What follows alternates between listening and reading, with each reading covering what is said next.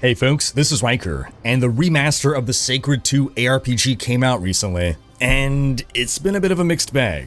This game frustrates me, but I also can't stop playing it. I'm about 15 hours in so far, and I wanted to give my early impressions because people are asking, is it worth picking up? And the answer is, it's complicated. And by the end of this video, you'll understand why. Now, I've been highlighting a number of non-Diablo aRPGs recently. You can find my coverage of these on my website, Riker.com, under the other aRPGs page. And that brings us to a word from this video's sponsor, Squarespace. I built my website using Squarespace, and I was able to do everything myself, quickly and easily, and with zero education in the field, all thanks to how easy Squarespace is to work with. Squarespace offers a ton of pre-made, professionally designed website templates for any kind of website, and also offers Blueprint AI, which is an AI-enhanced website builder to help you fully customize a beautiful-looking, personalized website made exactly for your needs and your unique identity. Squarespace even has optimized SEO tools, so you can launch your website and start getting views as quickly as possible through search engine traffic, plus analytics to then review where your traffic is coming from. You can also sell products or services,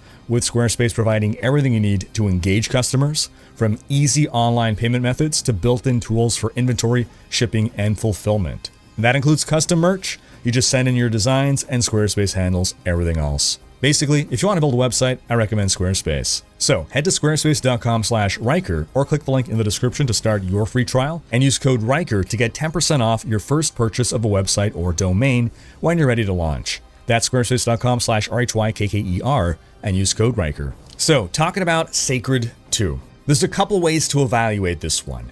There's from the perspective of it being a remaster, and there's from the perspective of it just being Sacred 2. Sacred 2 came out in 2008, a sequel to Sacred, which came out in 2004. I think I played the first Sacred. I never played Sacred 2. My understanding is a lot of Sacred 1 fans had some complaints about Sacred 2, and people who came to the game first through Sacred 2, though, they hold that very dear. There's a lot of nostalgia around this franchise, and then both Sacred 1 and Sacred 2 fans both hate on Sacred 3.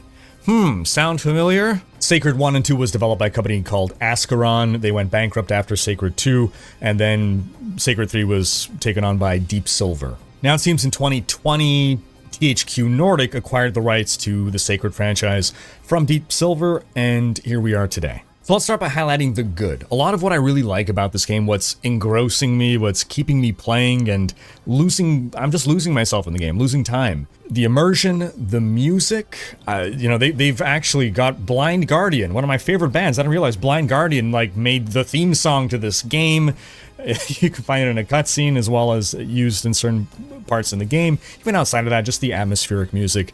It's all very charming. The game has a certain charm to it that I just adore. I enjoy exploring the world, I enjoy building my character, the game systems, right? The character building is interesting to me, itemization is cool, all that stuff is good. I love the world map, it looks very cool and charming, and again, altogether it just feels like a nice old school RPG.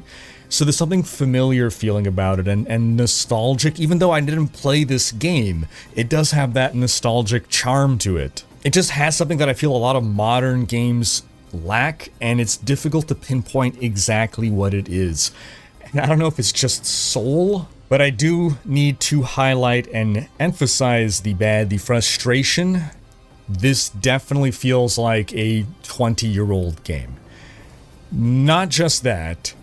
I mean, in many, many ways, quality of life and just sheer gameplay and everything about it, dated visuals. My understanding is the visuals with this remaster are improved, but people say that there are mods for Sacred 2 that, user-made mods that have a better graphic overhaul than what we're seeing in this remaster. More on what the remaster does and doesn't do in a bit. But the thing that I find most frustrating is really the feel of the combat. It is like the worst in any aRPG I have ever played. It was absolutely maddening at the start. I almost rage quit the game entirely. It is awful. I can't describe it in any other way. It's about the hit detection. It's about how you click on enemies. I was playing a melee build at first, and if you're not clicking exactly on the correct pixel where the enemy is, then it registers as movement. And so in melee, I'm finding myself maneuvering constantly around the enemy in a very clumsy molasses way instead of just attacking the enemy. And this is especially frustrating when enemies are in some kind of attack animation, because their hitbox seems to be like directly their character model, as opposed to other games generally make an actual hitbox that doesn't move, so that there's some leeway and leniency when you're not clicking precisely on the exact moving pixels like this is some kind of Twitch shooting game. Things got better when I was told, because what I really was looking for was an attack in place button so that I wouldn't keep moving around enemies. And the game doesn't tell you anything. The game doesn't give you any information. But someone told me hold control. Hold control and left click, and that makes you attack in place. So that made the game playable to me. Unfortunately, like, it just really sucks to constantly be holding control all the time in combat. But it is what it is. It at least made the game playable. That said, even in the case of holding control, I also swapped to a ranged build, because at least now if I'm standing in place, I could attack and hit enemies that are at a distance. But the other thing that holding control does not fix is flying enemies who have this like swooping down animation. Even if I'm attacking in place, if I'm not properly clicking on the enemy, my attacks, like, I'm missing most of the time. Another thing this game just does not do well is feedback. It's difficult to know, is my attack missing because I didn't click on the enemy, or is my attack missing because this game has attack rating and my attack rating is making a whiff, right? I think it's very important in games with attack rating that it's clear to the user when you are whiffing due to a number calculation, a die roll, and when I'm whiffing because I manually, like, I missed with my click. So there's just like a lot of issues with hit registration. There's a general lack of tooltips, again, giving you any kind of information. There's no respec, so it's really like either look up a guide or, I guess, you know, don't fuss too much over it. Just go in expecting that you're going to mess up your character, and that's okay. You're experimenting, you're playing through it. As you can see, the footage you're seeing is in ultra-wide. I do have an ultra-wide screen I have for a couple of years now. That said, when I present videos to you folks, I like to run my game in a window so that you don't have black bars at the top and bottom. This game won't let me do that, so either you would have the left and right cut off, in which case you can't see my itemization and stuff, which is kind of important, or you get the black bars. So I will say ultra widescreen support is great. My understanding is the original game did not have ultra widescreen support, and it works great in this game, with the caveat that I cannot run it in a window in windowed mode to make it not ultra wide. I'm also given to understand there's a couple of other like quality of life updates that have been made. Again, having not experienced the first Sacred 2, I can't really speak to that too much. But on the topic of this being a remaster, there were decisions made that seem to have upset a lot of fans of Sacred 2. So there's discussions that I'm seeing on Steam from players who were questioning certain decisions.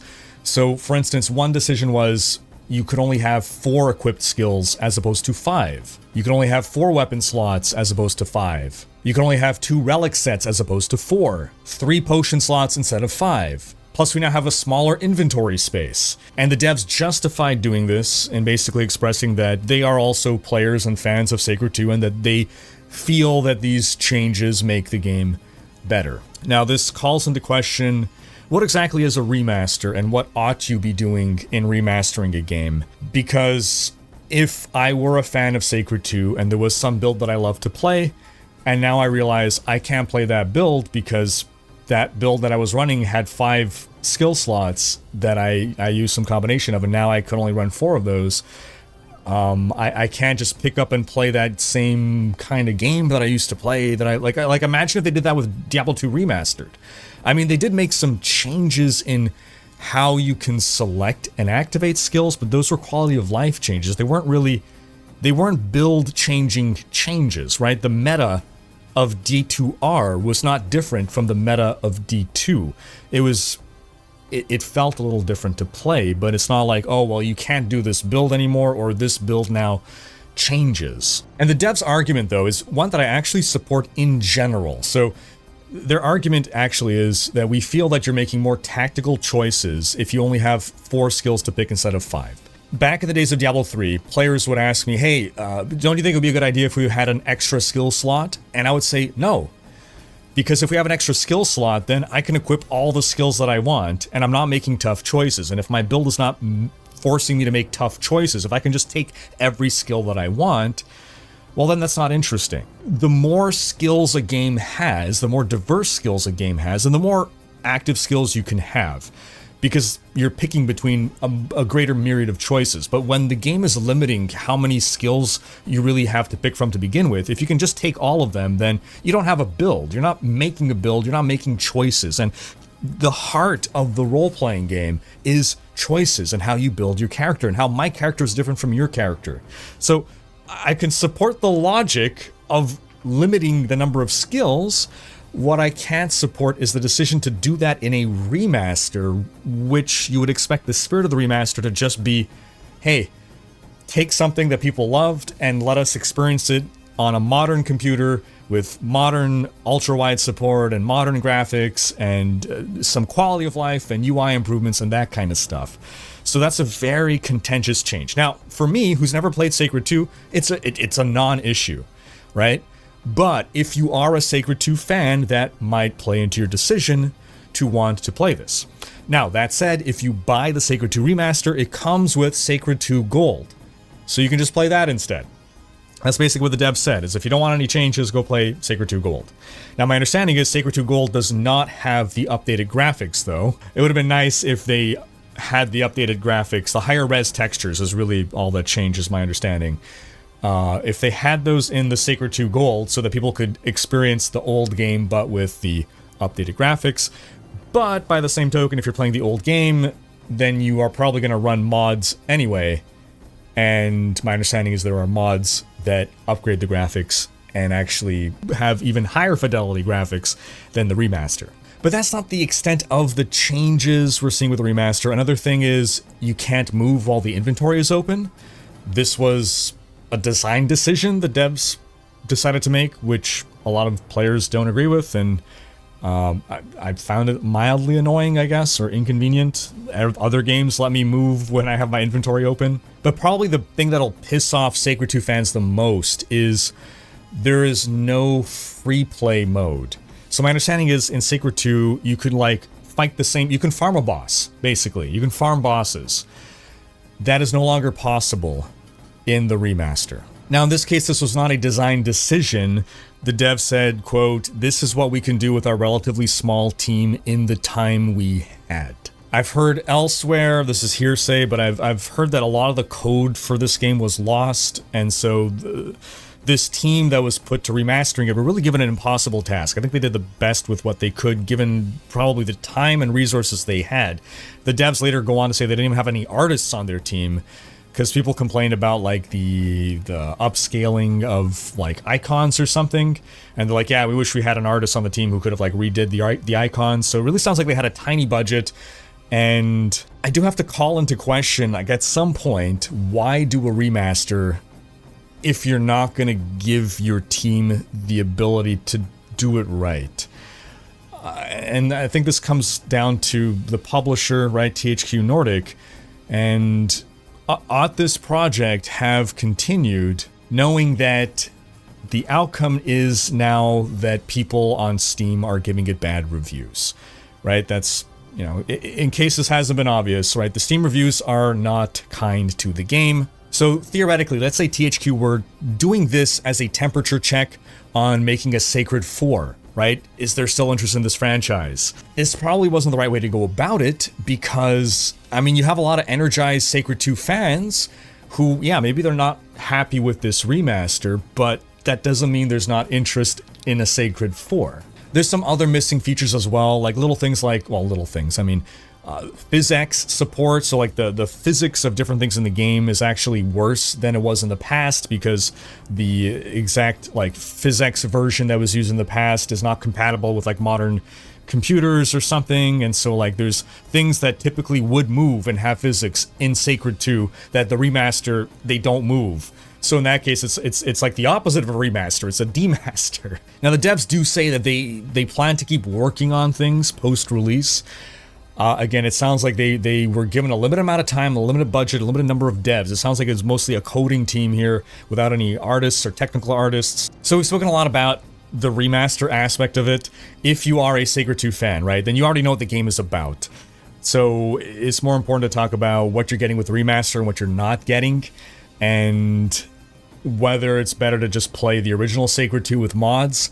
Right now, it sounds like that may be the case, but that may change with time if they keep working on and improving things. Also, apparently, this new version ought to have better mod support, but if the modding community does not adopt this game, then it's kind of a moot point. Because I think the biggest thing is that all the community resources and the build guides and the community wikis all built around this game, and the strategies that existed, now, well, everything's changed now that you can't equip the same number of skills and everything. That's the problem with making like core design balance changes. Now, if you're completely new to the Sacred franchise, or at least Sacred 2, right? If you're like me and you hadn't played it before, a lot of what I just said is irrelevant. It did not negatively impact me.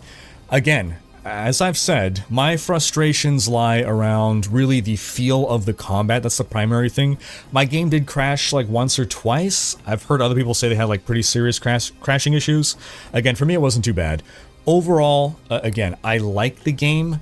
I like the core of the game, but it does feel very old, and it does come with the bad of the core gameplay. So when you first boot into the game, you make your character. You have a choice between 7 classes or characters. You have the Seraphim. This is the character that I picked. I'll tell you more about her in a bit. You can also go with the Dryad. This is more of a ranged archer type character. You have the Shadow Warrior. This is a close combat character. You have the Inquisitor, who is kind of close range magic. You have the High Elf, who is a mage. You have the Temple Guardian, who is like a sci-fi ancient Egyptian robot with a gun arm. Yeah, he can do close and ranged combat. And then you got the Dragon Mage, who is a full-on magic-focused character. And then once you've picked your class, you will then go select a god. And depending on your character, you might not have all the gods available to you. There are light gods and shadow gods, and depending on the god you pick, it'll give you a specific starting power that's on a huge cooldown. It's like a 5-minute cooldown or something. It's kind of like this ultimate ability. The one that I had picked was like the healing one. And your choice of god apparently also has impacts in-game. Like you'll find statues or altars of different gods, and if you pray to your own god, you'll get like a buff. And then you got your customization, where you can go through the different hairstyles, and the hair coloration has to do with adjusting the red, green, blue values, adjusting skin, and also adjusting your carrier imp so that you can actually get Diablo in your game. Then you got difficulty modes, bronze to start with, silver. My understanding is once you beat the campaign, you can unlock even higher tier difficulty modes. We also have hardcore as expected, and then expert touch. My understanding is this is something to do with if you have a build where you just want to spam one ability, this helps you out. So I think it means when you activate one skill, all of your skills go on a global cooldown. So I'll talk through my character and my build a bit here. My class, my character is a Seraphim. It's basically an angel. It's the poster child of the franchise. I know a lot of Diablo players want to be able to play as an angel. Not only am I an angel, though, I am an angel with literally a BFG. It's literally called a BFG. I am not just being coy or playful. It is BFG. And this kind of demonstrates that the setting is one of, yes, medieval fantasy, but with some infusion of, I guess, magic tech. But let's step it back here and start off with our attributes. So whenever you level up, you get attribute points, strength, stamina, etc. Now, my understanding is there's no respec in this game, so be careful. I'm also given to understand, though, that a lot is viable. Like, pretty much any kind of playstyle is viable. Of course, in any game, there will be optimal and there will be viable. There's different difficulty modes that you can play on. I'm playing on the highest available on a first playthrough. And it's not been too challenging once I started really speccing into my build and putting my build together here. I started off with sword skills, but because the combat is just so jank, and when I realized that I could have a literal BFG, I just had to go with ranged gunplay. But then, outside of your main attributes, whenever you level up, you also gain skills.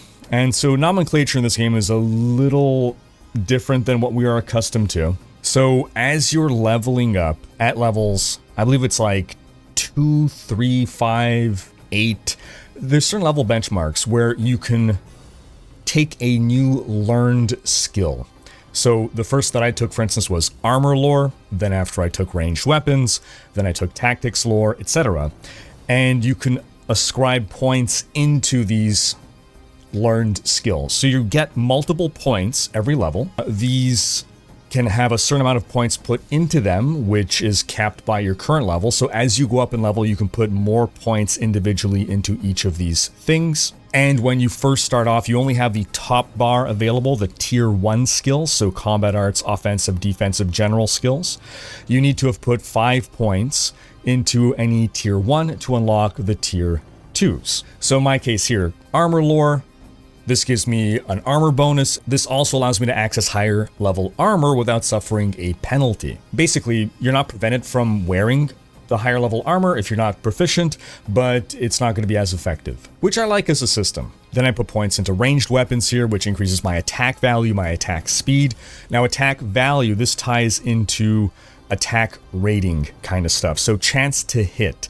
This is from the old school, kind of going from, Dungeons and Dragons and that old school RPG where not only does your projectile or your melee attack need to connect with the enemy, it also then rolls a chance to hit based on your attack rating versus their defense rating. And again, you can look back at past enemies you fought. This is, I think, a boss. I think this is the first boss in the game that I fought here. I only had a 65% chance to hit, but everything else I'm pretty much guaranteed to hit. Then tactics lore here. This is giving me more damage, giving me more crit chance. Concentration is affecting regeneration time. So this game calls cooldown regeneration time. So concentration is basically giving me cooldown reduction here. It's also allowing me to gain an extra active buff.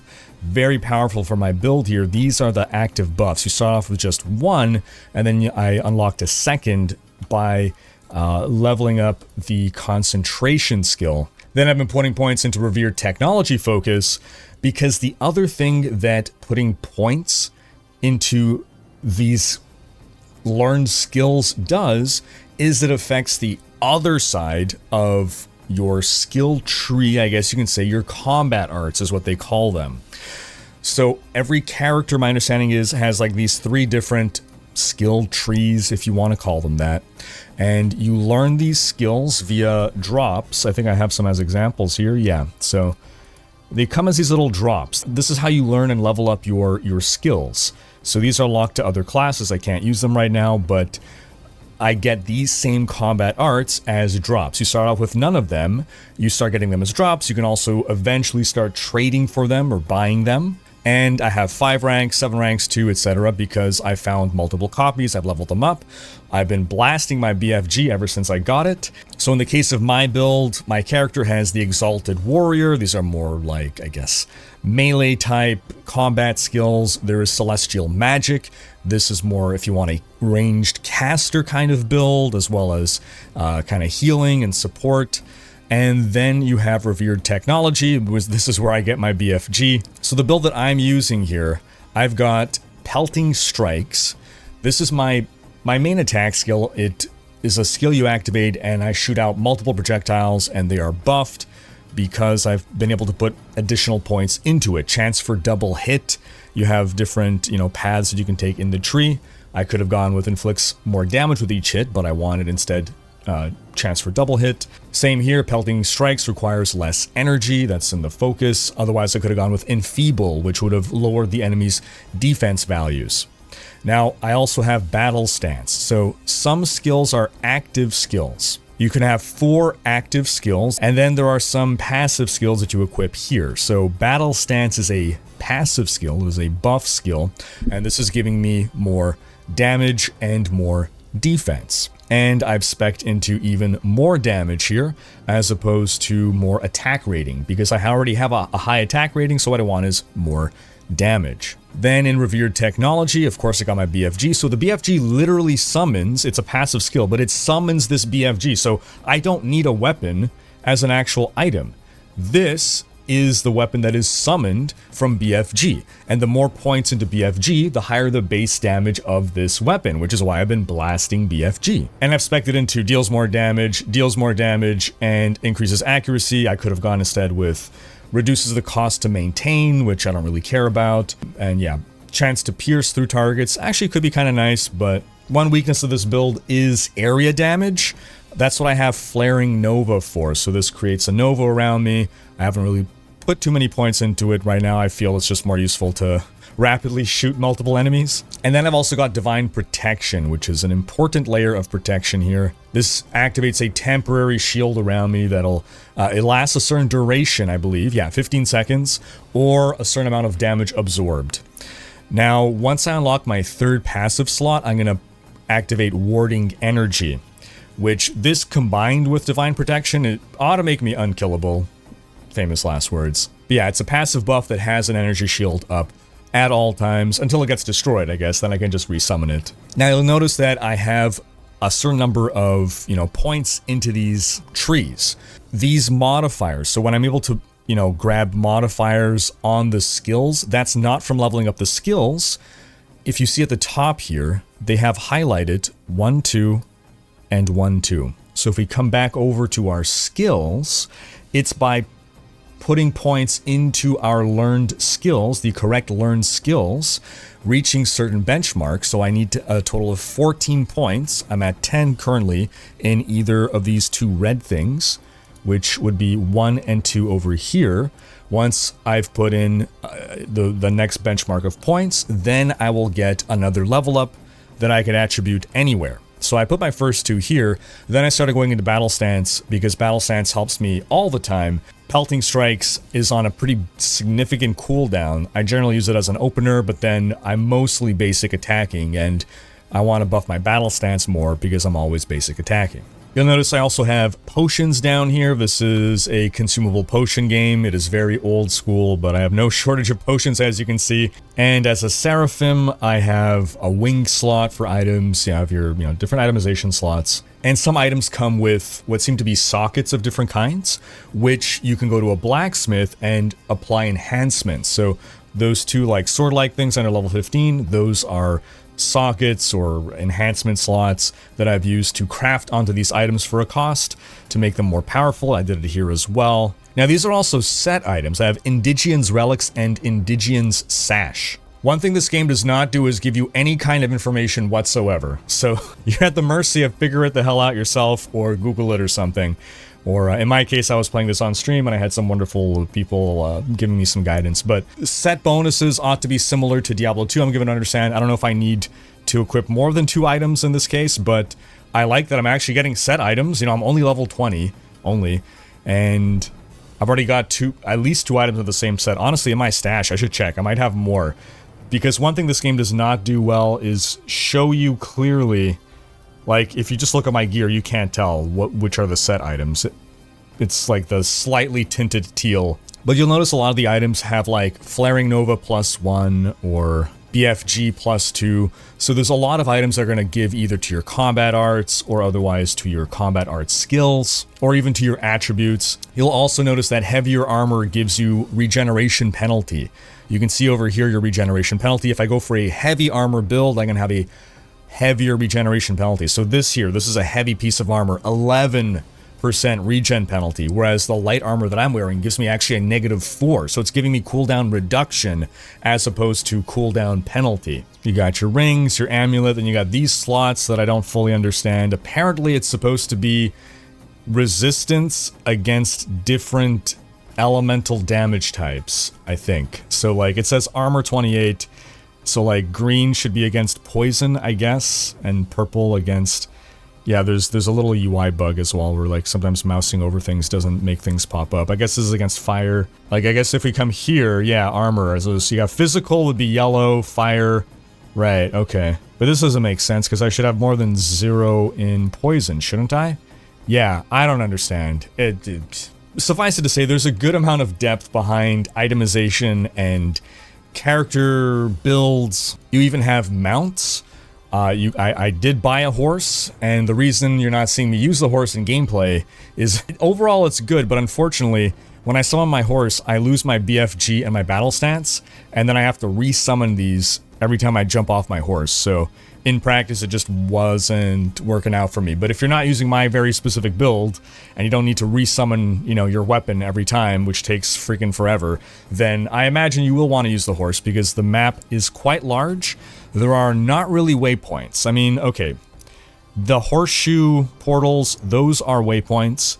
The stones are checkpoints for, like, resurrection points. There's some circumstances in which you're able to, like, teleport back. I haven't quite figured out when it works, or if sometimes it's bugged, or I don't know. A lot of this game is confusing and doesn't give you information on what's happening or why. And yeah, you have a nice, big, beautiful world. I love the world map. So final thoughts here. Should you buy the Sacred 2 Remaster? If you're a fan of Sacred 2, and you don't own Sacred 2 on PC, then getting the Remaster will also get you Sacred 2 Gold, which you can then mod, and you can play the exact game that you always enjoyed in higher fidelity graphics. And you can hope that the Remaster gets improvements over time. That'll make you want to play that as well. Alternatively, if you want to experience these balance changes that the devs made, if you want to experience this kind of Sacred 2.1, then yeah, try the Remaster, see how it plays now with some slight changes to your builds. If you've never played Sacred 2 and you are into old school RPGs, aRPGs, if you want something that feels more RPG than the typical aRPG, right? A lot of modern aRPGs, they almost don't feel RPG at all. If you want to feel like you're in this world exploring, a little bit more Titan Quest, a little bit more Grim Dawn, right? This is in line with that. And if you are okay with a game that feels giga old, super, super old, and you're okay with gameplay that is not good. If everything else can capture you and make you overcome the core feeling, then yes, I could recommend Sacred 2 Remaster. Again, I'm enjoying it. I will continue to play it. I've been losing hours, just like, it's hasn't happened in a while that just hours are ticking by and I'm not even noticing it because I'm so engrossed in the game. But man, it just feels bad. So that wraps up this video, folks. If you have checked this out, sound off with your review. If you haven't, but you are a fan of Sacred, if you've played it in the past, any of the games, sound off with your memories and your thoughts on the franchise. Thanks for watching. Special thanks to my Patreon supporters for making these videos possible. If you enjoyed this video, give it a thumbs up and subscribe to join Rikers Raiders for more aRPG content.